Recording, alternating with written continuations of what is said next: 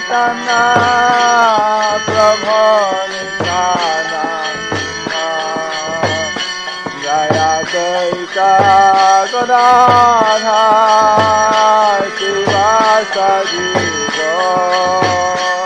The following is a class given by His Holiness Jayapataka Swami Maharaj on May 29th, 1982. The class begins with a reading from the Śrīmad-Bhāgavatam, Canto 8, Chapter 18, Text 5.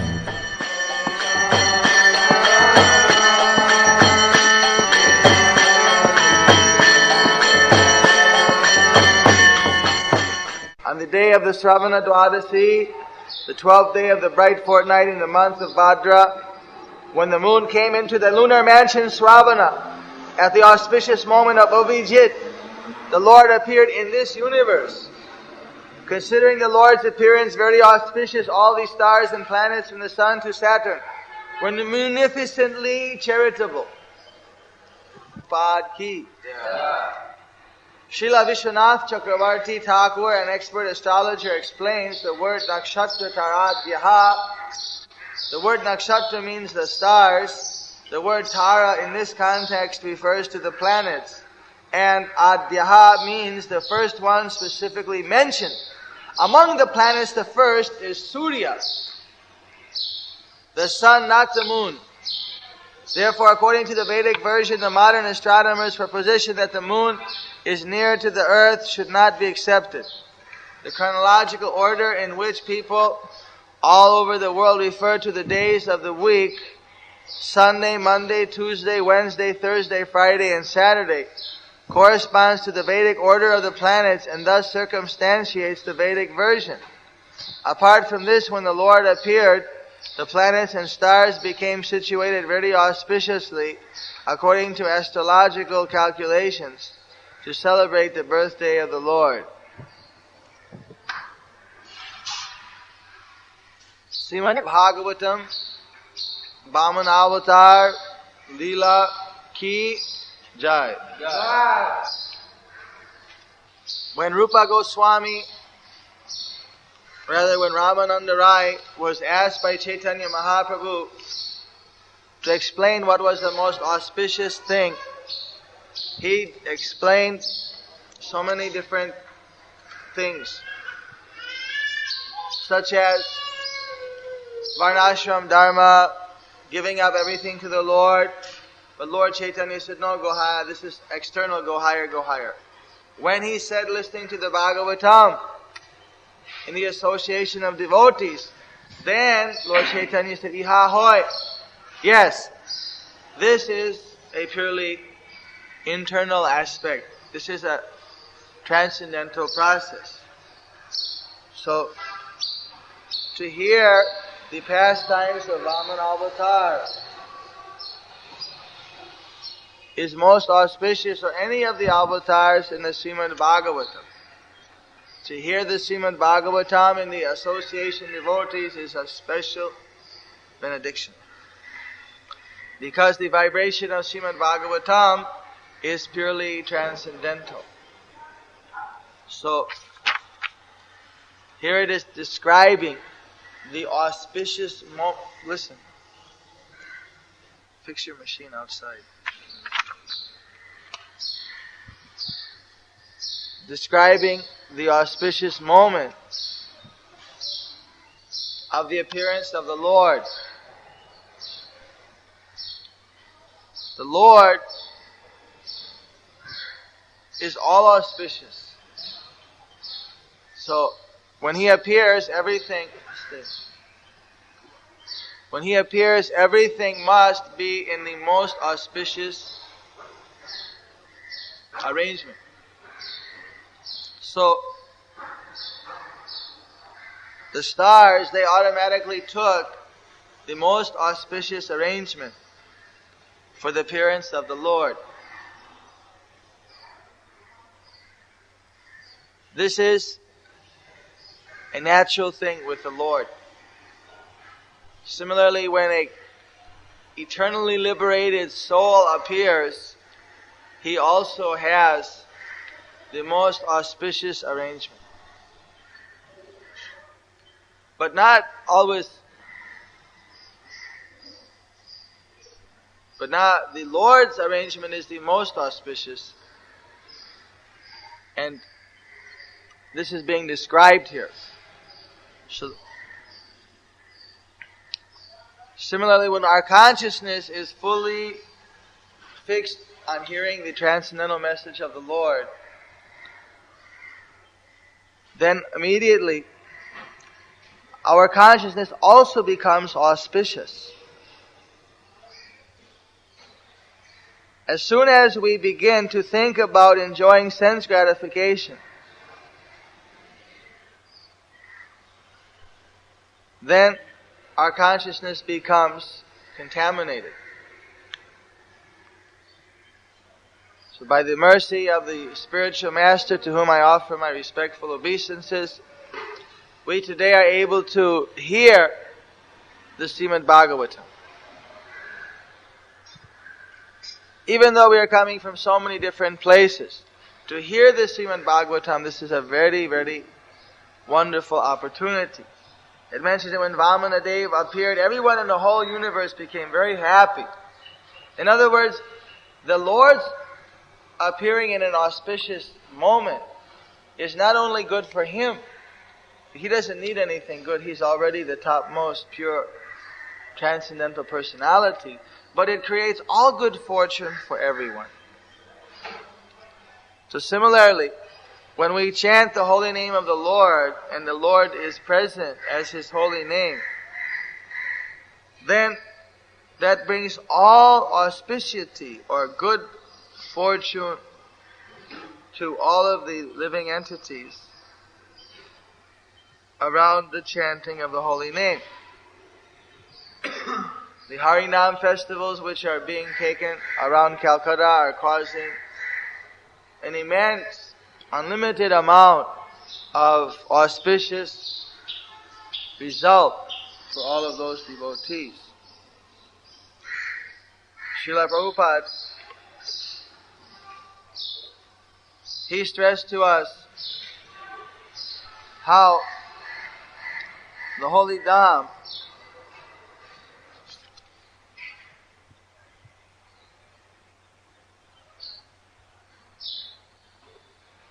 is also not different from the Lord, and how there it is all auspicious for the devotees. Similarly, we place the Lord in temples all over the world, and this creates a very auspicious atmosphere for the devotees. To commit an offense against a pure devotee creates inauspicity. Just like when Daksha cursed Lord Shiva, don't sit like that. Then it created such an inauspicious situation that the followers of Daksha and Daksha himself, they became cursed and they destroyed due to their offenses. Chitraketu, who was a devotee of the Lord, he committed an offense against Lord Shiva, for which he was cursed, but he was not destroyed. A devotee may sometimes make a mistake and commit an offense, but Krishna promises, Name bhaktya vinashati, my devotee will never be destroyed. But a non-devotee like Daksha, when he committed an offense, practically speaking, he was destroyed. It was only on account of other praying on his behalf to Lord Shiva. And because Lord Shiva was so magnanimous, that Daksha was forgiven for his offenses, and thus he was delivered. In this regard, Bhaktisiddhanta Saraswati Thakur, in his poem that Prabhupada repeatedly referred to, Dushtamon to Mikishir Vaishnav, he describes to us about the dangers of giving up the Sankirtan movement of Chaitanya Mahaprabhu, the preaching, the glorification, the chanting with other devotees. Kirtana, this is verse 7, Kirtana charivo pratishta makivo ki kaj turiya tradisha gaurav. Madhavendra puri bhavagore churi na korilo khabus hodai jano. He describes, if one thinks that let me give up the association of these Vaishnavas who are chanting the glories of the holy name, who are preaching and engaging in the Sankirtan movement of Chaitanya Mahaprabhu. Let me give up their association because of whatever reason. Such a person, he may find some superficial defect. Such a person may find it too difficult to worship the Lord Chaitanya Mahaprabhu in this difficult way.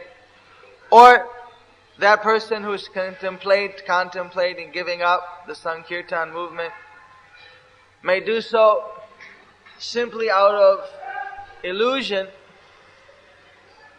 or false pride.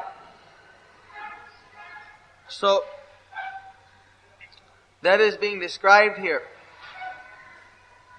That this desire to leave the movement of Lord Chaitanya is a great mistake. One may think that if I go off by myself, or if somehow I do some very severe austerity, that this will create a very good name for me. I'll leave the association of devotees, I'll become independent, and then I will do something very great by myself. I'll chant 300,000 names, or I'll do some very difficult austerity, or I may do some other so-called preaching work by myself. But this is described as simply the desire for name and fame. This is not going to actually bring any real glorification to Lord Chaitanya. It is not going to bring any auspiciousness to the world. Kirtan, this process given by Chaitanya Mahaprabhu, is especially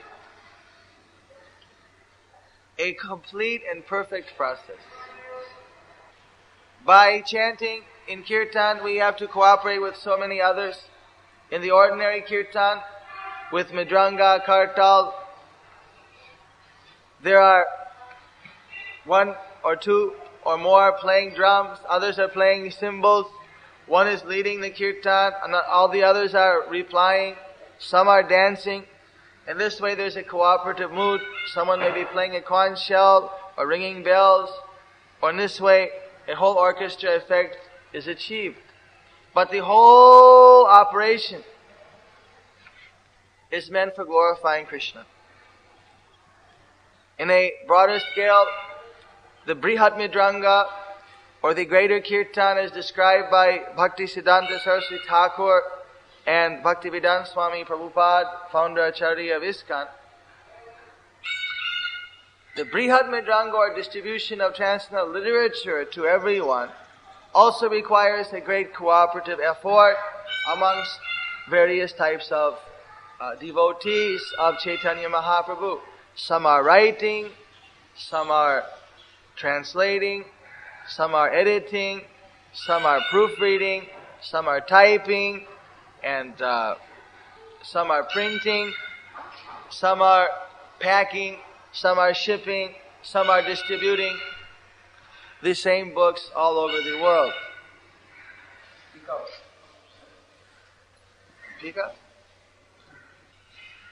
So, in this way, from the point where one is distributing the book to the time where it is being written, it is all a transcendental cooperative spirit. Similarly, bringing people to the temple, training them in the philosophy of Krishna consciousness. These are all forms of the Sankirtan movement of Chaitanya Mahaprabhu. So, one's false ego or a false desire to be independent from Krishna to want to simply follow the dictations of the uncontrolled mind or senses. That is the nature of this material world.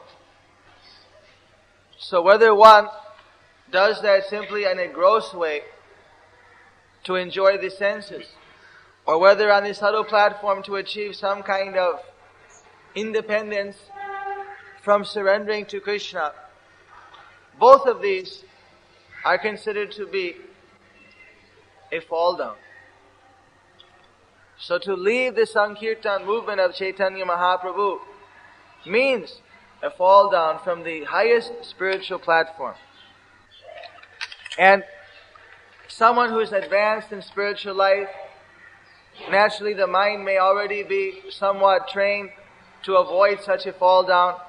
So the mind is very clever at trying to find some excuse for doing something which is wrong. As it said, that the road to hell is paved with good intentions. So, just recently, there was one criminal in America who from his very birth, he was always killing and harming people. He was put in jail.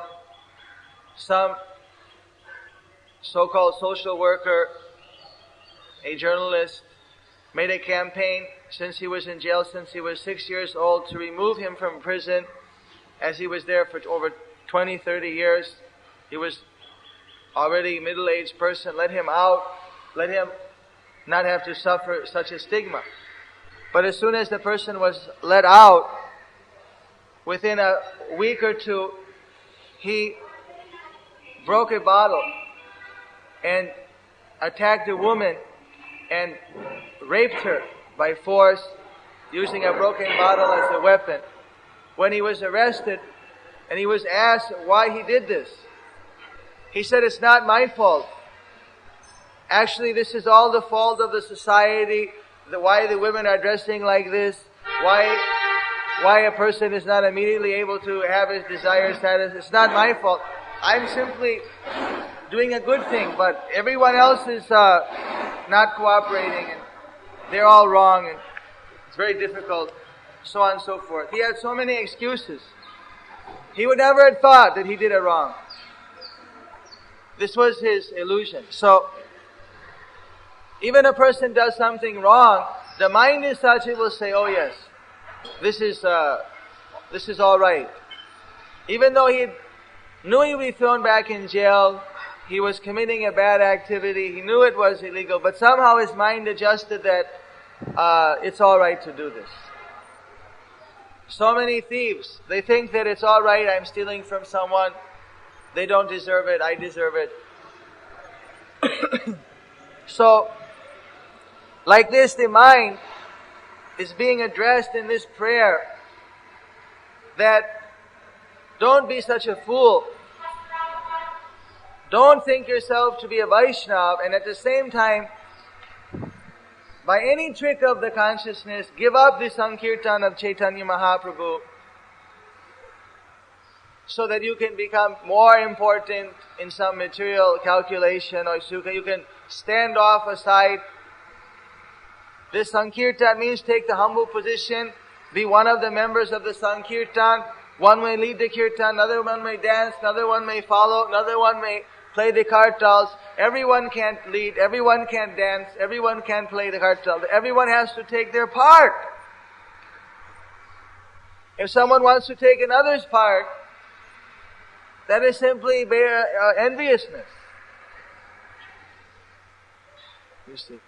Automatically the Lord will call, you lead, you play the kartal, you play the drum. As it happens in kirtan. One is not always leading. He gives way and another leads. He gives way, another plays the madranga for some time and he gives it to another. In this way, everyone gets the opportunity as desired by the Lord as it happens. But if someone doesn't play the kartal very properly, just like Srila Prabhupada said, no, you don't play, and ask someone else to play. So, in this way, if one out of some false pride or illusion thinks, let me go aside from the Sankirtan movement, then he should question his mind. What is the use of that? This pride, what is the use of it? Madhavendra Puri is the example given here, that nobody can imitate him. Actually, Madhavendra Puri is on the transcendental platform.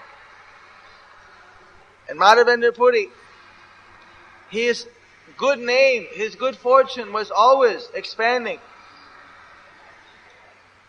He was serving the Lord. The Lord stole kheer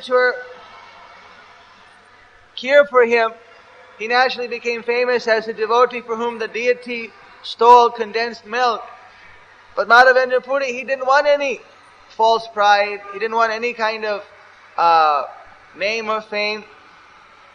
Rather, he fled away that so many people would come to him and disturb his service to Krishna and try to agitate his mind in different ways. So he fled away, avoiding this type of false or this type of, in that sense it was a real fame, but he was trying to avoid it. But in any case, because he was a real devotee, even he tried to avoid the fame, he was always simply trying to make the Lord glorified, but nonetheless he was also glorified by the Lord's own intervention. So a devotee doesn't have to independently desire. Rather, it's a great danger to do so, to desire for any personal fame, personal type of pratishtha or importance. Rather, the Lord Himself will lift up the devotee. As Srila Prabhupada described, the cream rises to the top by itself. And if someone ever thinks that it's other than the Lord's mercy to get any type of mercy in devotional service, then the risk is always there. The Lord can remove one's shelter at any moment. The spiritual master can remove the shelter. So one should always remain in this mood of simply participating in the Sankirtan movement of Chaitanya Mahaprabhu in a humble attitude. And that is the greatest protection against all types of illusion. And the mind must be trained in this way, and trained not to go on this independent path, even if it seems very alluring. We should know it as an illusion and as a grave danger which can destroy our actual advancement in Krishna consciousness. Goes on to say in verse 8, Tumar pratishta shukare vishtha tar shaha shamo kabu na manov matsarata vase tumi jorarase moje cho chariya kirtana soshtab.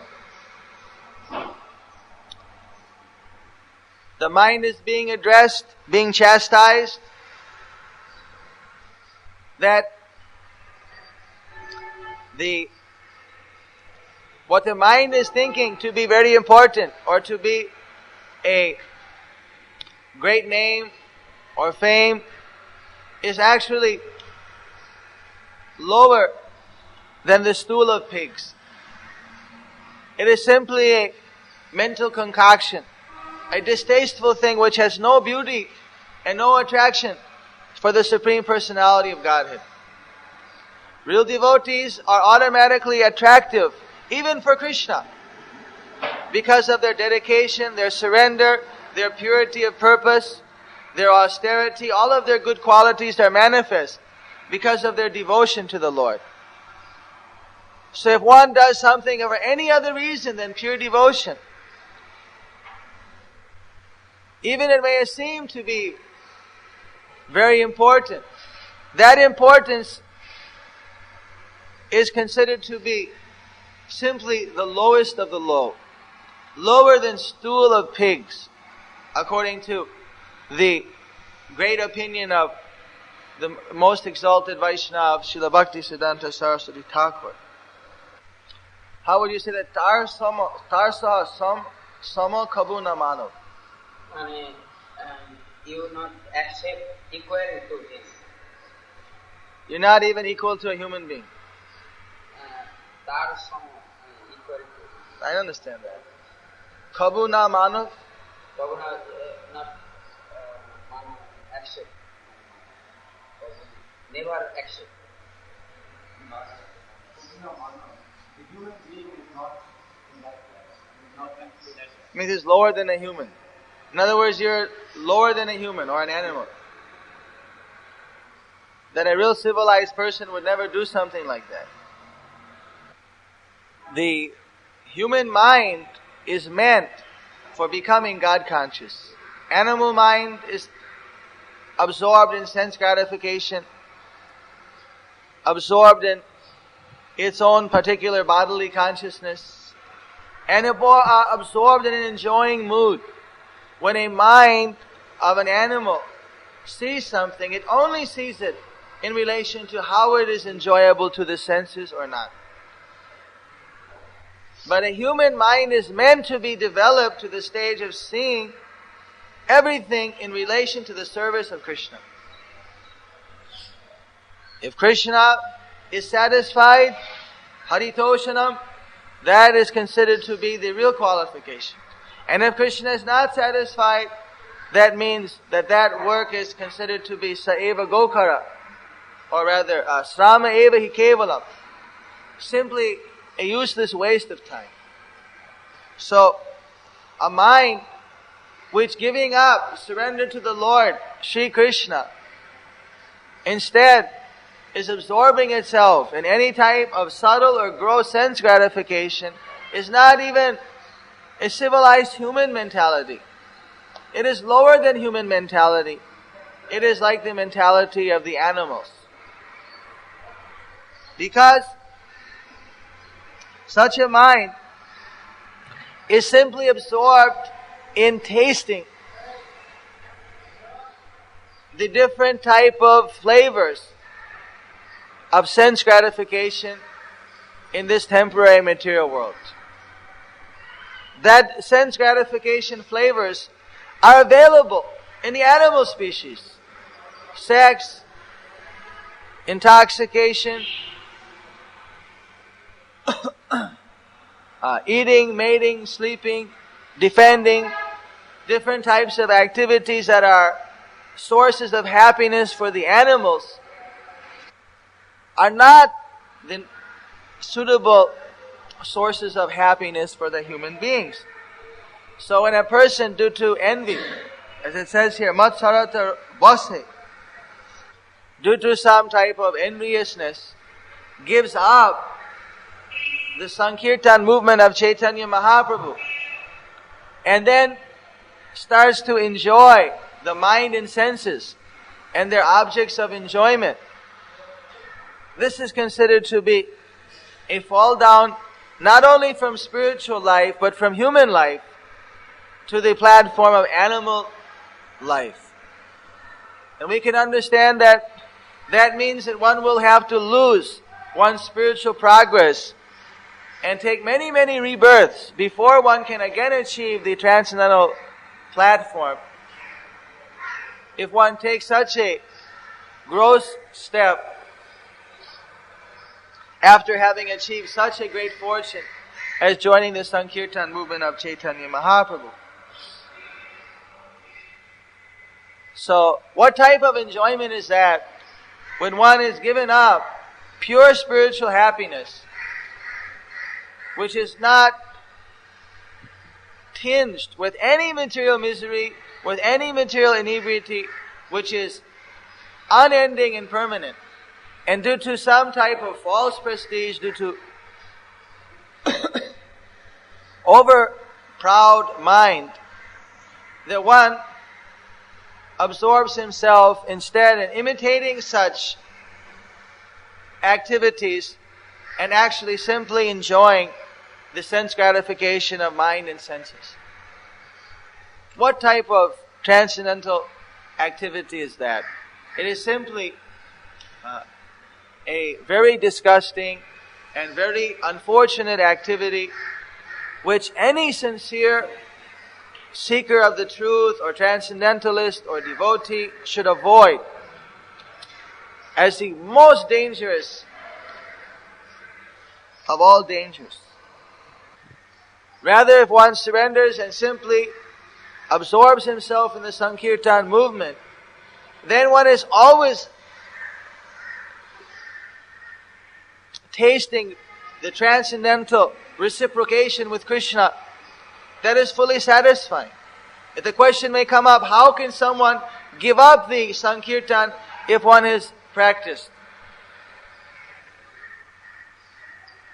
Due to this false pride, if one gives up the Sankirtan, loses the shelter of Krishna, and allows his mind to take control,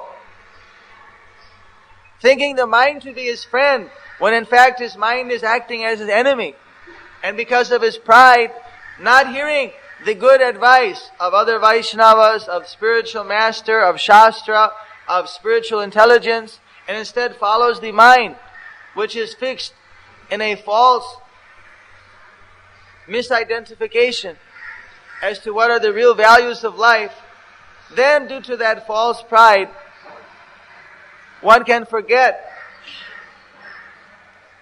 his real duty and fall into this type of illusion. So one therefore has to constantly remind his mind, control the mind with the superior intelligence.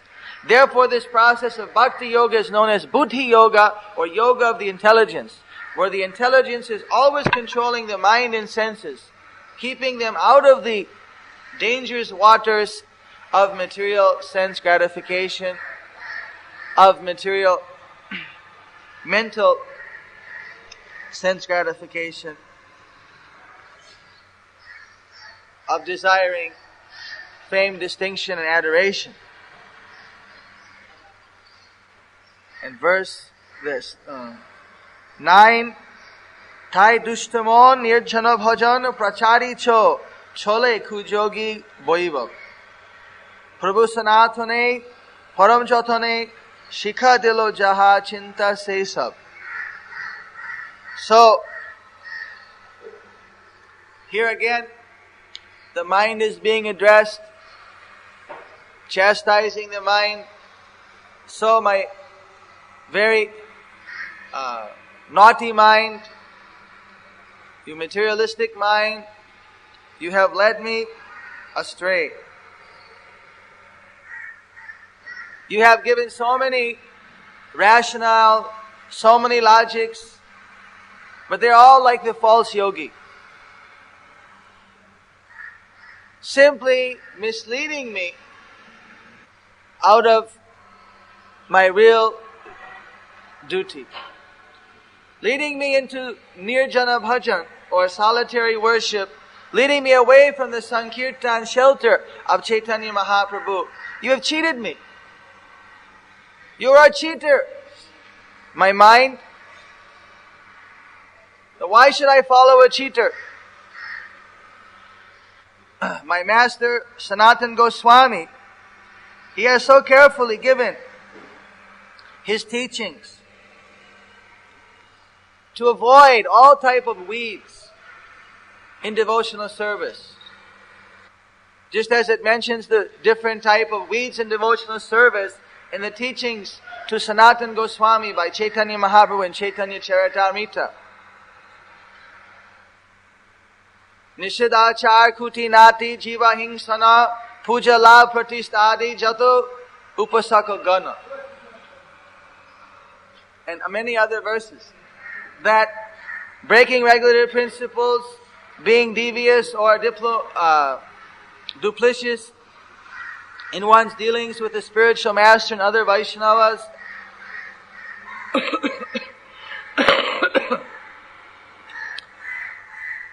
being violent to living entities, desiring to be worshipped, desiring some special position in the society of devotees, or desiring some kind of profit in exchange for one's devotional service, and many other similar weeds in devotional service should be given up and avoided. So, the mind here is being constantly reminded and being put in its place. The mind should be very humble. Bhakti Siddhanta Saraswati Thakur, we are told by Srila Prabhupada, he used to tell his disciples that every morning he would get up and he would beat his mind 100 times with a broom and 100 times with a pair of shoes, to pound the mind into submissiveness to the order of spiritual master, to the order of Chaitanya Mahaprabhu. Without that basic submissiveness and surrender seated in the mind, then the mind always becomes our enemy, trying to drag us away from the pure path of Chaitanya Mahaprabhu's Sankirtan movement. So, Indra, he assumed the false garb of a false sannyasi to steal away the sacrificial horse of Prithu Maharaj. And thus he started so many upasampradayas or false disciplic successions based upon this imitation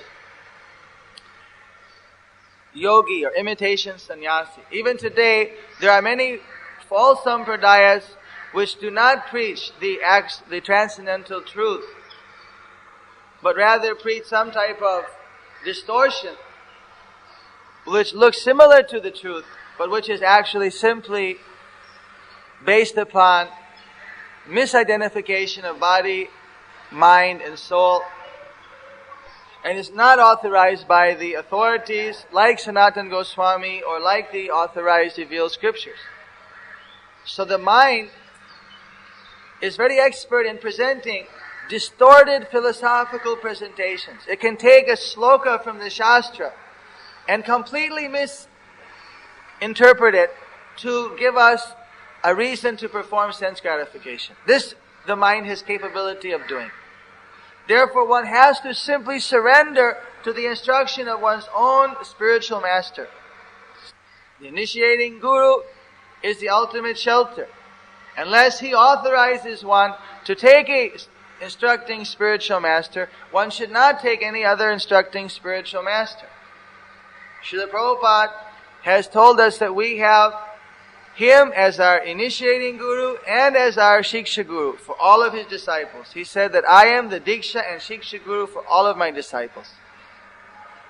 He did not authorize us to go anywhere else apart from his shelter.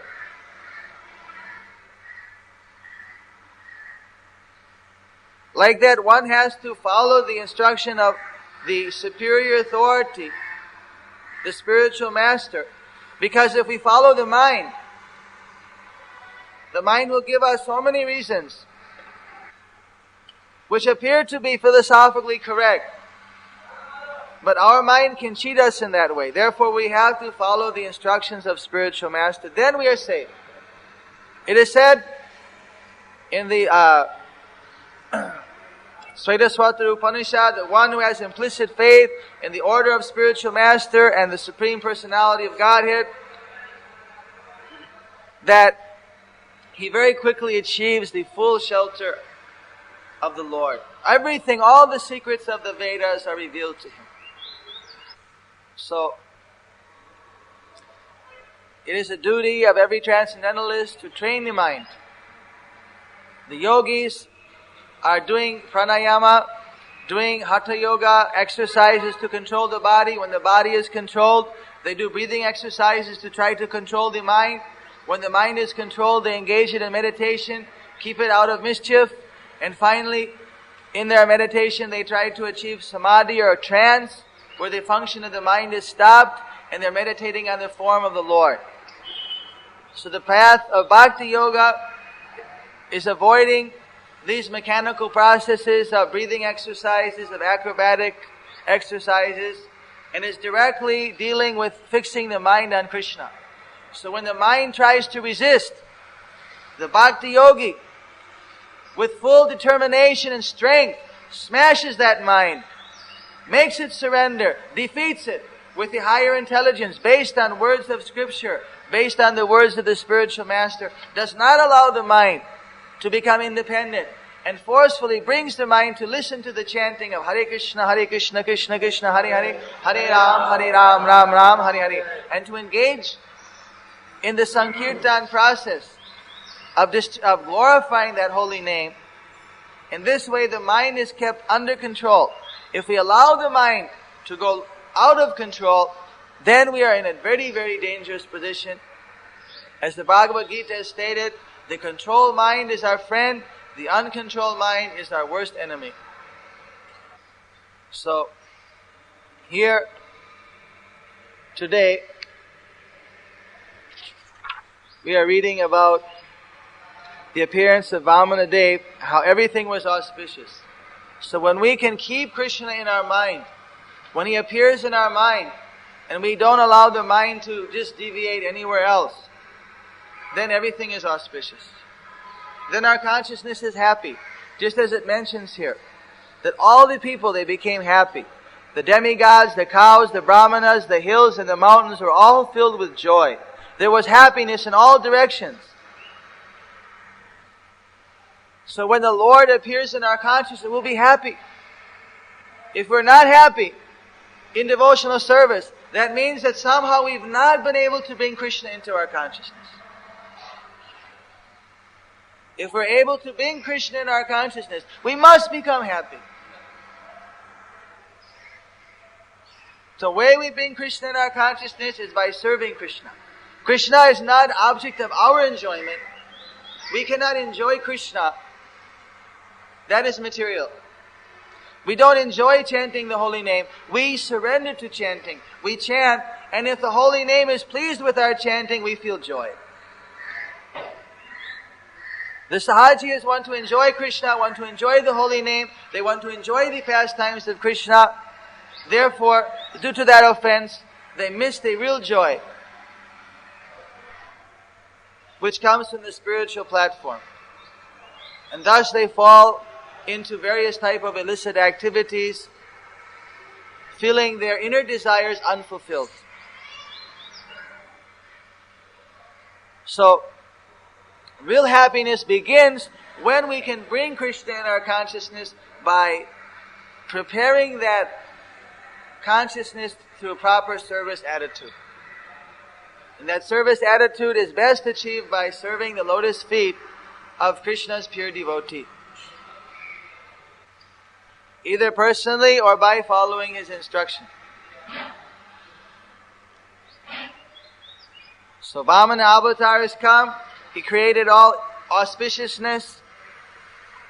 Similarly, the Lord, He also will come to us just suited for the particular need that we may have to serve Him.